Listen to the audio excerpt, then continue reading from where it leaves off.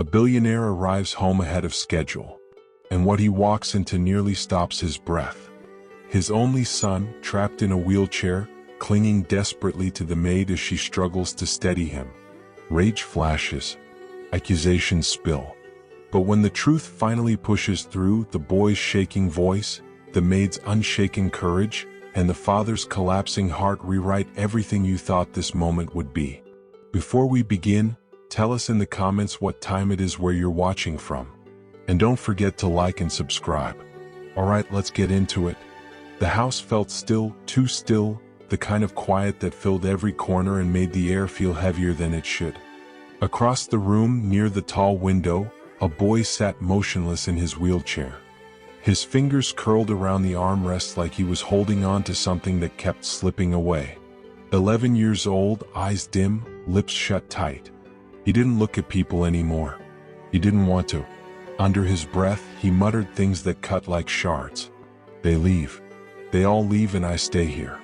His throat tightened. His nails pressed into his skin. At school, they sprinted through recess laughing, their footsteps pounding like drums.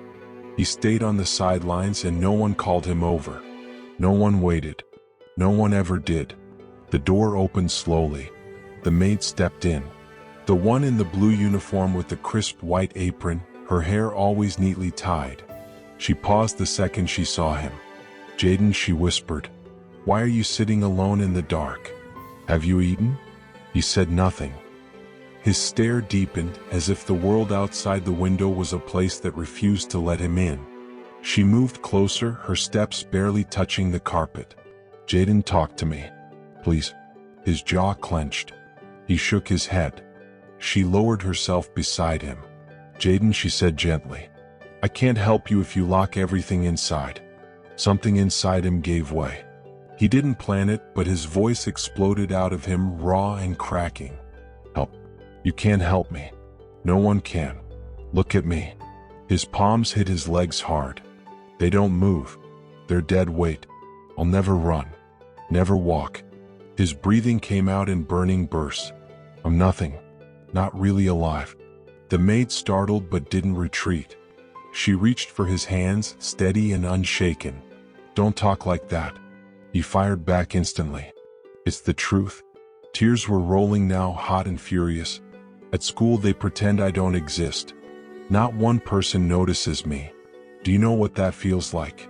To sit alone, invisible?" He struck his thigh again. "I hate this chair. I hate me. Stop that." Her voice cut through the room, sharp enough to freeze him. She caught his fists, holding them still. "Don't you ever hurt yourself. Don't you ever tell me you're worth nothing." His chest rose and fell fast, anger mixing with heartbreak. "Then what am I?" he cried. She didn't answer with words at first. She wrapped her arms around him. He stiffened, fighting the warmth for a second, but her hold didn't loosen. Slowly, his body softened, his face sinking into the fabric of her apron, his sobs trembling through both of them. "You're a boy who feels deeply," she whispered. "That doesn't make you weak. It means you're human." His fingers clutched her waist, his voice broken and muffled. "I don't want to feel human in a chair. Just once let me feel what standing is like. Please, make me stand." She froze, breath caught in her throat. "Jaden, no." He lifted his head, eyes red, pleading. "I don't care if it hurts. I don't care if I fall. I just want one moment. 1 second where I feel normal. 1 second where I'm not broken." Her breath caught in her chest. She looked at him carefully, taking in the quivering mouth, the trembling chin, the tears streaking down his face. She remembered his father's strict orders, the warnings never to force anything, never to take chances. But right now, none of those rules matched the desperate child pleading in front of her. Slowly, she gave a small nod. "Okay, just for a moment. But you hold on to me with everything you've got. Understand?" He wiped his nose quickly and nodded back. She pushed herself to her feet, steadied her grip, and slid her arms beneath his. On 3, she whispered, "1." His fingers clutched at her dress, knuckles white. 3. With one heavy exhale, she lifted. His legs hung uselessly beneath him, shaking violently like fragile twigs in a storm. His mouth twisted from the sharp pain, a cry tearing out before he could stop it. But he was up. He was upright. His breath broke, his voice trembling. "I'm standing." His tears returned, falling harder. Just a little longer. She strained under his weight, leaning forward, muscles shaking, sweat forming along her neck. "I'm here," she whispered, her arms burning. "I've got you." He pressed his face into her shoulder, sobbing. "It hurts. Oh God, it hurts." "I know, baby," she whispered back, voice cracking. "I know it hurts, but you're doing it. You're really doing it." "I'm normal," he breathed out, the word fragile, like it might shatter. His entire body trembled, torn between victory and unbearable pain.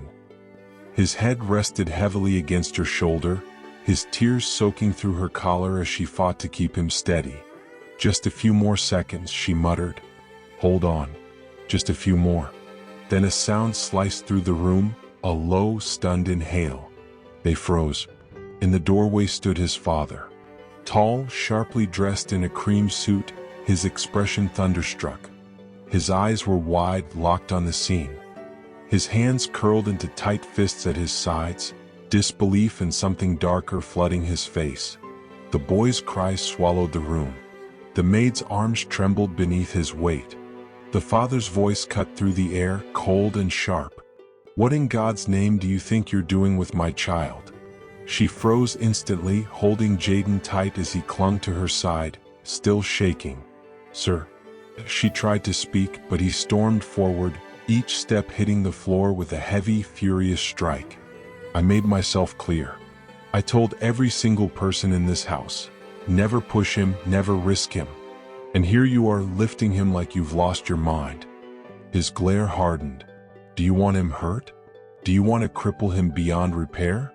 "Dad," Jaden sobbed, choking on his breath. "Stop yelling." His father's eyes flicked toward him, softening for a heartbeat before turning back to steel. "You could have fallen," he snapped. "Do you even understand what danger you were in?" "I told her to," Jaden shouted back. Tears streaked his face, his voice raw. "I asked her to help me. You never hear me. You never care what I want." The father inhaled sharply, but instead of calming, his fury tightened. "You don't know what's best for you, Jaden. That's why I do. That's why I have to." Jaden's voice rose into a broken scream. "You trap me in this chair. You treat me like I'll shatter if I breathe too hard. Do you know what it's like at school, watching everyone run and laugh while I'm stuck in a corner? Nobody talks to me, Dad. Nobody. I'm nothing to them. Just the boy whose legs don't work." His words sliced through the room like blades. The maid's arms shook as she eased him carefully back into the wheelchair. Jaden's head hung low, his breathing uneven. "I didn't want to feel like nothing today," he whispered. "I just wanted to feel normal. For a moment." His father's expression faltered, but he forced it back, refusing to bend. "Normal?" he muttered. "You could have harmed yourself. You could have." The maid suddenly cut in, her voice trembling but bold. "Harm himself? Sir, he hurts every single day. Sitting in that window waiting for someone to notice him. Going to a school where nobody says his name. Living in a house where even his own father watches him like he's one wrong step away from disaster." The man snapped his head toward her, fury rising. "Watch your tone." "No," she said, her whole body trembling but refusing to back down. "I won't. You have more money than you can ever spend, but you can't give him the one thing he's starving for. Hope." He begged me. "And do you know what I saw? Not a boy being reckless. Not a weak child. I saw someone who just wanted to feel alive for once. And you call that a threat?" The room fell silent, air thick with the weight of her words. Then Jaden's small voice cracked through it. "That, I don't want to be the broken kid you're trying to protect anymore." His lips trembled. "I just want you to look at me. Not the chair. Me." His father's breath hitched, chest rising and falling in uneven waves. His eyes shimmered, though he blinked hard to hide it.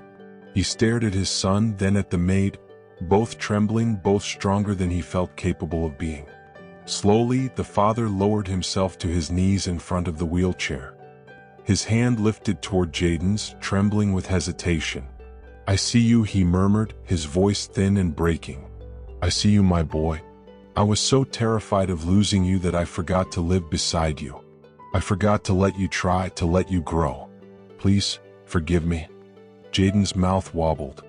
He lunged forward, wrapping his arms tight around his father's neck, crying into his shoulder. "I just wanted you to be proud of me." His father held him firmly, tears spilling without restraint. "I've been proud every day," he whispered. "I just never learned how to show you." The maid stepped back, breath shaking, her cheeks wet. She hadn't planned to speak with such fire, but not a single word felt wrong. The father lifted his eyes to her, still holding his son. The anger he once carried was gone, replaced by heavy remorse. "Thank you," he said quietly, "for giving him something I was too scared to offer." She lowered her gaze, voice soft but sure. All he ever wanted was a moment. The father nodded, pulling Jaden closer. "Then from today on, he won't just get moments. He'll get chances. Real ones. I swear it." Jaden breathed in shakily, resting his cheek against his father's chest. And for the first time in a long time, he believed his father meant every word. What would you have done in this situation? Share your thoughts in the comments. If this story touched your heart, tap the like button. Subscribe for more emotional, real-life inspired stories, and share this to remind someone that every child deserves to be truly seen.